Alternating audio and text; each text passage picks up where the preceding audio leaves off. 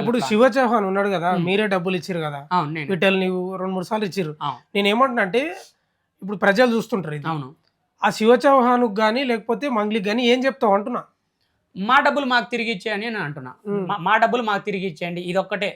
మా డబ్బులు మాకు తిరిగి ఇచ్చేయండి. ప్రజెంట్ మా ఊళ్ళకు అందరికీ, మా చుట్టాలు పుట్టాలు, మా ఊళ్ళకు, మా మా మా మండలం వాళ్ళు, మా డివిజన్ వాళ్ళు అందరికీ పైసలు ముట్టేటట్టు చూడండి.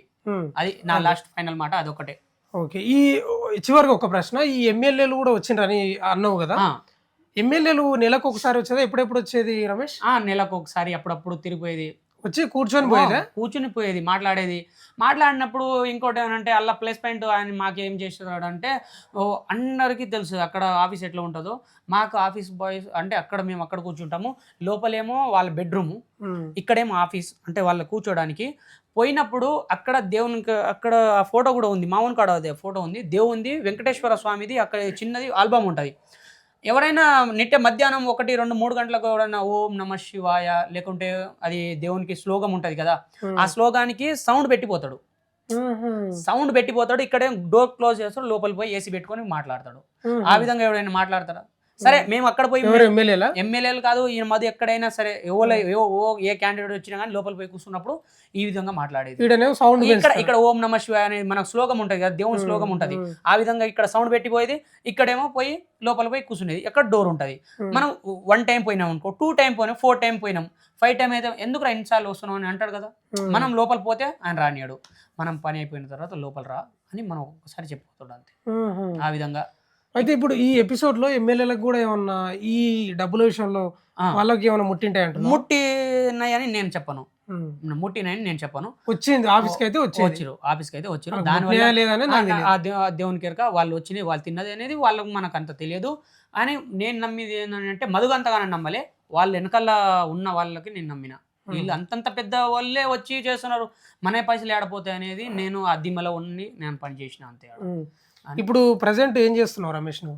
నేనేం లేదు, ఖాళీగా ఉన్నా. ఇదే పరిస్థితిలో మొత్తం ఖాళీ ఏ లేదు అంటే మొత్తం డుల్ అయిపోయింది, కుల్లగా ఉన్నా ఇప్పుడు. అయితే ఏదో ఇప్పుడు బయట మొన్న ఇవాళ వారం రోజుల కింద ఓలా ఊబర్ బైక్ మీద కొడదామని అనుకున్నా, కానీ ఇప్పుడు మా వాళ్ళు అన్నారు, ఇప్పుడు కొన్ని దాంట్లో మీడియా ముందర పోతున్నావు కదా, సిటీ ఎక్కడికో పోతున్నావు, ఏడ ఏం జరుగుతుందో తెలియదు, కొన్ని మన సెక్యూరిటీ ఏరియాలలో ఉండు, తర్వాత ఒక వారం రోజుల తర్వాత ఒక 3-4 రోజులు ఇంటికి పోయి రాబోయే అని అన్నారు అంతే.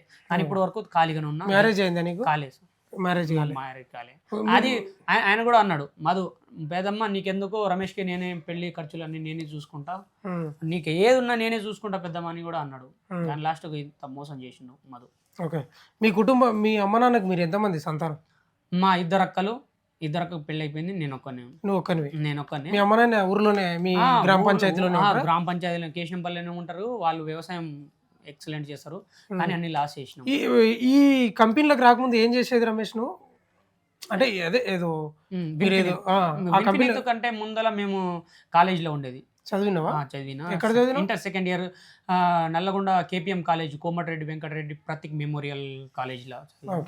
అక్కడ నుంచి మాకు కేఎల్ బిల్డింగ్ నుంచి ఇప్పుడు కలెక్టర్ ఆఫీస్ దగ్గర అక్కడ హాస్టల్ ఉండేది. అక్కడ నుంచి అక్కడ ఇట్లానే ఈ ఇన్ఫినిట్ కంపెనీ వచ్చింది. ఇట్లాంటినే సాగుతూనే మంచిగా ఉన్నాం. తర్వాత మేము మంచిగా ఆటోకు పోతుంటే నాకు మంచి రోజు ఆటో తోలుతుంటే హైదరాబాద్ సిటీ ఆటో నాకు అంత పర్ఫెక్ట్గా వచ్చింది. అంటే నిన్ను ఆటో తోలేటోని నేను రప్పించాను అంతే. మీ అమ్మ నాన్నకు చెప్పి, మీ నాన్నకు చెప్పి ఈ విధంగా నాకు మొత్తం అయితే 49 లక్షలు ముట్ట చెప్పి 49 లక్షలు నెట్ ఇచ్చేసినాం. చివరిగా ఎంతమంది ఉంటారు బాధితులు రమేష్? నీ అంచనా కరెక్ట్ ఏం చెప్పకు. అంచనా అని అంటే ఇప్పుడు నా హస్తం వెనకాల నాకు సంబంధం లేదు. మా వాళ్ళు ఏమంటారు అంటే, నువ్వు పైసలు తెచ్చి నాకు ఇవ్వు, నాకు అవసరం, నాకు మొత్తం నాకు నేను నీకు డబ్బులు ఇచ్చిన. అలాంటి వాళ్ళు అని అంటే దాదాపుగా 100-150 మంది ఉండొచ్చు. ఇప్పుడు నేనున్నా, నా వెనకాల చాలా మంది ఉన్నారు. నా వెనకాల చాలా మంది ఉన్నారు. ఒక 50 లక్షలు వాడు తెచ్చిందంటే వానివే కాదు, అసలు 50 లక్షలు ఇచ్చిన ఒక్కడే ఆడు. దాని వెనకాల హస్తం చాలా మంది ఉంటారు. అంటే 1000 మంది ఉంటారంటవా? అంటే దాదాపుగా ఉండొచ్చు, ఒక 700-800 మంది దాకా ఉండొచ్చు. ఓకే.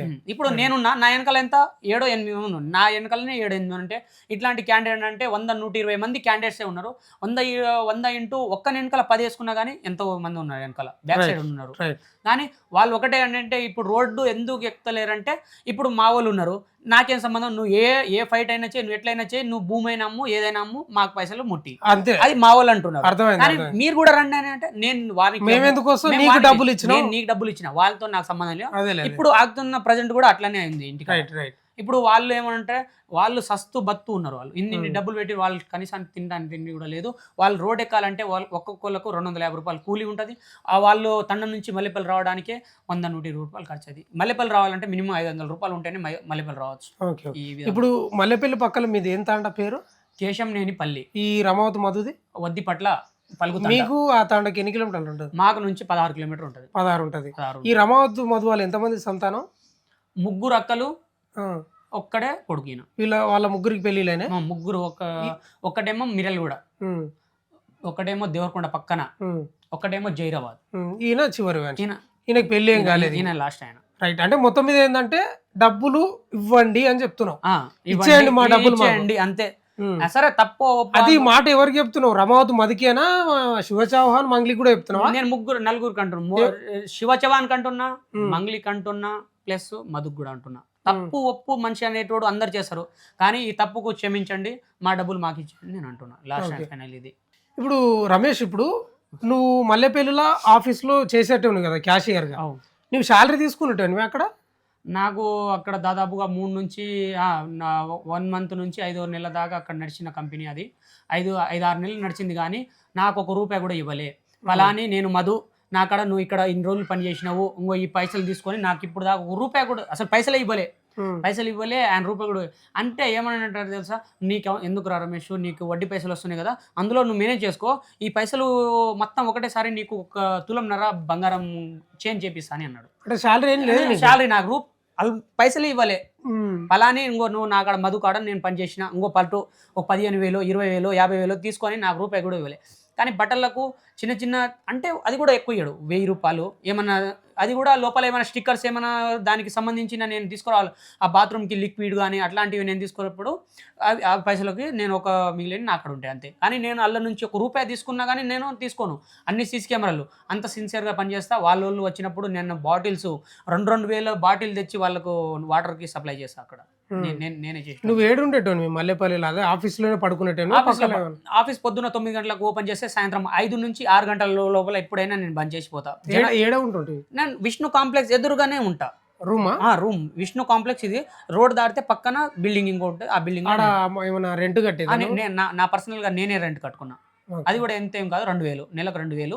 నేను అన్ని నాకు సబ్బులు షాంపులు నేనే చూసుకుంటా, నా పెట్రోల్ కానీ నేనే చూసుకుంటా. మీకు ఎలాంటి శాలరీ లేదు? నాకు శాలరీ రూపాయి కాదు, పైసలు ఇవ్వలే నాకు. శాలరీ అనేది పైసలు ఇవ్వలే. నేను ఏమనంటే నేను నీకు గోల్డ్ చేంజ్ చేపిస్తారా, నువ్వు నాకు ఇన్ని రోజులు ఉన్నావు కదా అని ఆ ఫ్లోలో నాకు తీసుకుపోయిండు. కనీసం నాకు డ్యూటీ పైసలు కూడా ఇవ్వలేదు. ఇంకోటి ఏమనంటే నేను కొన్ని కారణాలుగా మొన్న సంక్రాంతి పండుగకు లాస్ట్ జైలుకు నుంచి తెచ్చిండు. లాస్ట్ జైలుకు తెస్తే జైల్లో ఉన్నాడు కదా మధు, జైల్లో ఉన్నాడు కదా, జైల్లో నుంచి నాకు ఫోన్ చేసిండు. ఫోన్ చేస్తే రమేష్ నాకు ఒక 50,000 చేయరా, సెట్ చేయరా అని అన్న. ముందే మేము లాస్ట్ ఆ ఫోన్ రాగానే నేను రమావత్ మధు అన్నగానే నేను రికార్డ్ పెట్టుకునే ఈడ.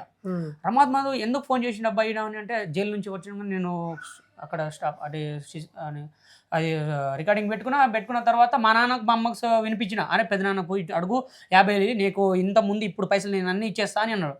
సరే అని నేను మా అమ్మకు పోయి ఒక 50,000 చేయమ్మా అని అంటే, నేను నా దోస్తానంలో అంటే మా నాన్న చెప్పిండు కానీ మా కాడ పైసలు లేవు, నేను వేరే వాళ్ళ కాడ నుంచి ఆ తెచ్చిన పైసలు కూడా వీళ్ళ మామకి ఇచ్చిన. నేను వీళ్ళ మామకు ఎక్కడ ఎల్బీ నగర్ విక్టోరియా మెమోరియల్ పక్కన సిఎన్జి గ్యాస్ పెట్రోల్ బంక్ దగ్గర ఇచ్చిన ఆయనకి 25,000 రూపాయలు ఇచ్చిన, నెట్ క్యాష్ ఇచ్చిన ఆయనకి. ఇంకా అంత పైసలు మోసపోయినా కానీ మళ్ళీ నేను బయటకు వస్తే నేను అన్ని సెటిల్మెంట్ చేస్తా, నీకు అన్ని ఇచ్చేస్తారా, నేను రోజులు నా దగ్గర ఉన్నావు కదా అని ఆ ఫ్లోలో నాకు తీసుకుపోయి ఆ 25,000 కూడా తీసుకుంటాను. నాకు ఇప్పటి కూడా ఇవ్వలే, ఇప్పటికి ఈ రోజు దాకా ఇవ్వలే నాకు ఇంకా 25,000. కనీసానికి లాస్ట్ ఆ 25,000 నేను బయట నుంచి తెచ్చిన. ఈయనకి వస్తే బయటకు వస్తే నాకు వస్తే ఏమో డబ్బులని నేను 25,000 కూడా ఇచ్చాను. అది కూడా ఇవ్వలే. రైట్. ఈ ఇంటర్వ్యూలో మనకు తెలిసింది ఏంటంటే, ఇప్పుడు ఇన్ని రోజులు ఏమొస్తున్నాయి వార్తలు, రమావతి మధు ఏమో ఆమెకు సంబంధం లేదని ఈయన అంటున్నాడు రమావతి మధు. మంగ్లీ కూడా ఏమంటుందంటే ఆయన ఫోటో దిగిండు, వీడియోలు తీసుకున్నాడు నా దగ్గర, అంత మాత్రాన నాకేం సంబంధం అని ఆమె అంటుంది. అసలు విషయం ఏంటంటే ఇది ఇంటర్వ్యూ మొత్తం లెంత్ అయింది మీకు. లెంత్ కూడా ఎందుకు అయిందంటే పూర్తి స్థాయి డీటెయిల్స్ రావాలని లెంత్ తీసుకుపోయినా. లెంత్ ఎందుకు తీసుకుపోయినంటే అన్నీ తెలుస్తాయనే తీసుకుపోయినా. ఎంటైర్ ఎపిసోడ్లో మంగ్లీ తమ్ముడు శివ చౌహాన్, మంగ్లీ పాత్ర ఉన్నట్లు స్పష్టంగా కనిపిస్తుంది. ఎవరైనా క్యాషియర్, రమావత్ రమేష్ క్యాషియర్ అలా మల్లెపల్లిలో ఉన్నటువంటి ఆఫీస్లో.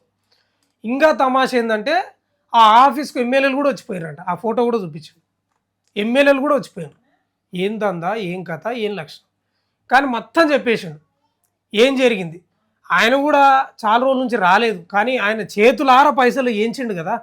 అరే ఇంతమంది లక్షలు పెట్టిండ్రు కదా, ఏంది నేను ఉత్తగా ఉంటే ఎట్లా, నేను చెప్పకపోతే ఎట్లా అని వచ్చిండు. మొత్తం డీటెయిల్ చెప్పిండు. అంటే దీని ప్రకారం ఏమర్థమవుతుందంటే మంగ్లీకి 100% సంబంధం ఉంది. 2-3 సార్లు రమావత్ మధు వాళ్ళ ఇంటికి కూడా వచ్చిన ఫోటో కూడా ఈయననే తీసిండట. ఫోటో చూపించిండు. అది ఎంటైర్ ఎపిసోడ్లో మంగ్లీ పాత్ర 100% ఉన్నట్లు కనిపిస్తూ ఉంది. ఇక మా ఎమ్మెల్యేలు కూడా వచ్చిపోయినట. ఆ ఫోటో కూడా చూపించిండు. చూద్దాం ఇంకా ఈ ట్విస్ట్ల మీద ట్విస్ట్ నెలకొనే. ఏదేమైనా వాళ్ళ డబ్బులు వాళ్ళకంటే తిరిగి ఇచ్చేయండి. రమావత్ రమేష్ ఏం చెప్తున్నాడంటే అందరు తప్పులు చేస్తారు మనుషులు అనగా పొరపాట్లు, ఇప్పటికైనా డబ్బులు ఇవ్వండి అని చెప్తా ఉన్నాడు. అంతే రిక్వెస్ట్ చేస్తున్నాడు, అంతకుమించి ఏమంటలేదు. చూస్తూనే ఉండండి మన తొలి వెలుగు.